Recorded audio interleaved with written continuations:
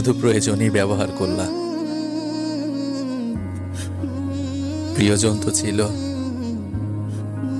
অন্য কেউ। আমি তো আমার আছি, তুই আছিস। পাশেও ছিলাম, সাথেও ছিলাম, শুধু ছিলাম না তার মনে। তার মনটা নিলামে উঠছিল, টাকা দিয়ে কিনে নিছে অন্যজনে।